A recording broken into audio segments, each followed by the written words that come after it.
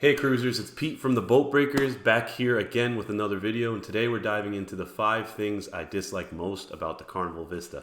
Don't get me wrong, I had a great time on this cruise, but like any ship, there's some downsides, so let's get into the video. Quick disclaimer, quick strong disclaimer. We do these videos a lot. We do the 5 things I hate about this cruise, that cruise, and often we get comments, why are you trying to turn people away from this cruise?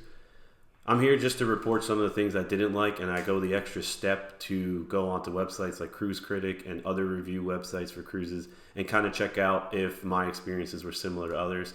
Most of the time they are. I will let you know if I didn't have the same experience as a common bad experience that other cruisers have. So again, just a quick and strong disclaimer. Take this cruise. I had a phenomenal time. I'm just here to report some of the things that could be better on the cruise. Let's get into the video. Let's start off with number 1. First and foremost, I felt like the ship had a crowded and a cramped layout.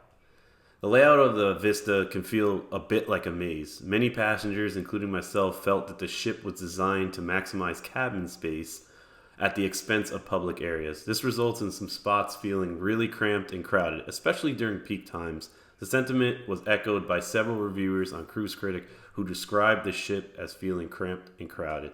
Again, this is how I felt. It's how a few people felt on Cruise Critic. I think with a little bit of the older ships, actually no, even on my newer reviews like the Horizon and the Mardi Gras, they will always compromise these areas to try to get the maximum. And I get it, but again, like waiting for a Guy Fieri burger at 12 noon, oh my. You guys know, you've been on the ships. This ship felt a little bit more crowded than the usual typical ship. But again, I think they got better as time progressed and used some of the data and analyzed how they can, build these ships out better asymmetrically or whatnot. So, yeah, so it was a bit cramped, a bit crowded. So this next one, number 2, is not from a personal experience. In fact, I couldn't have the experience on my cruise because the IMAX theater was actually closed on my cruise, but there was an abundance of reviews stating that the noise issues from the IMAX theater would leak into the cabins surrounding the IMAX theater.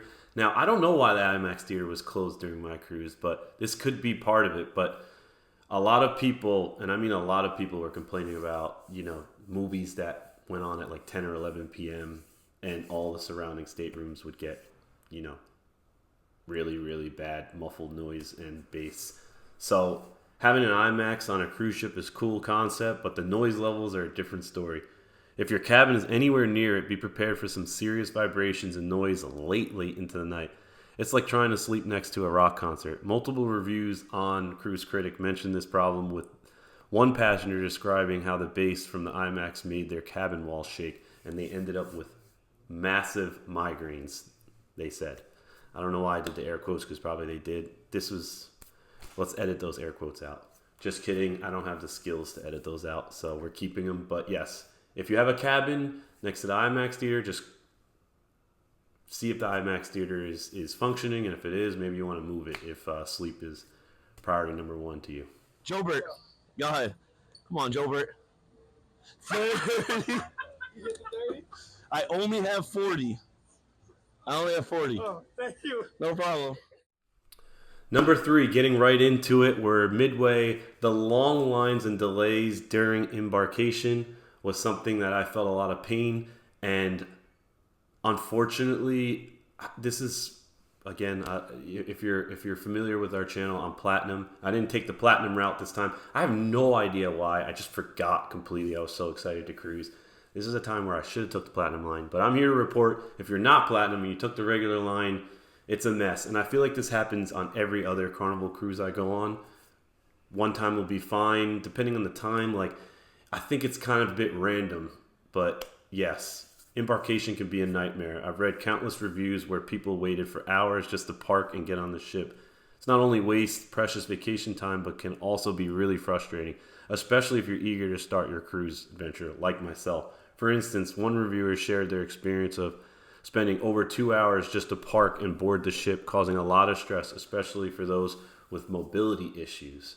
Again, come early, try to figure everything out, have everything printed, do your due diligence, get everything ready to go, and that's the best you can do. Then it's up to the Carnival, and you know how that goes sometimes. All right. Now, Carnival can feel like this a lot. It can feel like there's not really a lot of food options going on the older ships as they build some of these restaurants and little shacks into the older ships to try to catch up to the newer ships. But a lot of people complained about repetitive dining options. So while we talk food, while there are plenty of dining options, many cruisers notice that the menus in the main dining rooms tend to repeat too often. This can get a bit boring, especially on longer cruises when you're looking for a variety. Several reviewers pointed out that the dining room menus repeat frequently, making it less exciting over the course of a cruise. Now, this isn't an experience for me because, you know, I like getting some of the same stuff. I'll get the shrimp cocktail.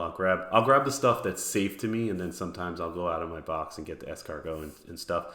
But this cruise had a lot of comments for that, and again, I wouldn't say that get on Carnival if you want the best food. That's just not. I will say though, their steakhouse is the best on all the seas. I will vouch for that. But as far as cruise food goes, it's cruise food. So this did make the list, and not personal to me, but definitely a lot of comments would say this on Cruise Critic. So it's here, and it's for you to decide what you're going to do with it. Okay, so we made it to number 5. Thank you guys for hanging out. Let's go over number 5. If you're still here hanging with me at number 5, let me know. Pete, I'm hanging with you at number 5. Sometimes we do giveaways for this stuff, and some of you guys know because some of you guys are winners. In fact, we just did a giveaway for our Vista Tour video. So check that video out if you want more of a tour style video for the Carnival Vista. And I also did a Carnival Vista review with my honest opinion on how the whole cruise went, and I definitely think you should check that one out. But anyways, let's get to number 5. Number 5 is underwhelming entertainment venues. Entertainment in general on the older ships is something that I think Carnival needs to work on. They're the fun squad. I was about to do this thing again. I don't know why I'm so locked into doing that. But on the older ships, and I say this on my other reviews and in the Vista review, they don't put much emphasis on entertainment on the older ships. They kind of like just let them be, I guess. Well, I don't always want to do this. They want it to be party ships, which is cool, but I don't know. They bring all the good entertainment to like the Celebration, the Mardi Gras, the Jubilee. There was phenomenal entertainment on those, on the Celebration and Mardi Gras when we were on those. But it feels like they like let the older ships get like, which makes sense. The less experienced cruise director, the less experienced entertainment staff.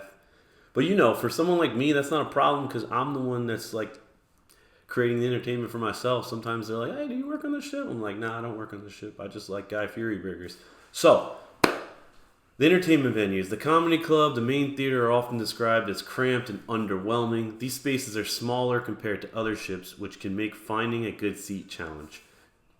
Plus, the atrium felt a bit lackluster considering the ship's size. Many reviews mention the cramped comedy club and the disappointing atrium design. Again, I think they don't put much emphasis on the older ships to drive entertainment. They just let the ship do it. There's a basketball court, there's a mini golf course, basketball court. And sometimes you play those 3 or 4 times and you're like, all right, well, what else is there to do? Oh, there's bingo. I'm going to get some hate for the bingo thing, but again, I don't play bingo, so that's it. That's my number 5, and that's the list. Let me know if there's a 6, 7, 8, 9, and 10 that I missed in the comments if you want.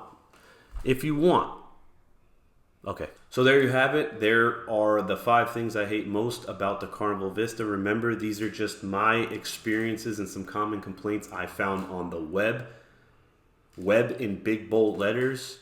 When I go get a cheeseburger from McDonald's and they mess it up 3 times in a row, I'm leaving a bad review for that McDonald's. When they get it right 3 times, I'm not like, yeah, this McDonald's rocks. They got the cheeseburger right. Just keep that in mind. These are just common complaints. This doesn't mean you shouldn't cruise on the Vista. In fact, if you're on the Vista, let me know. Maybe I'll hop on there again because I love that ship. Carnival Horizon, which is the sister ship of the Vista, is my favorite ship. So again, thank you guys for watching this video. Please check out the other 2 videos. Also on this ship, I did something really cool. Went outside of my comfort zone. Didn't get a lot of views for some reason, but I try tipping every worker on the ship. I'll leave that in the description. And again, thank you guys so much. We're headed to 10,000 subs. I can't wait to meet you guys there. See ya.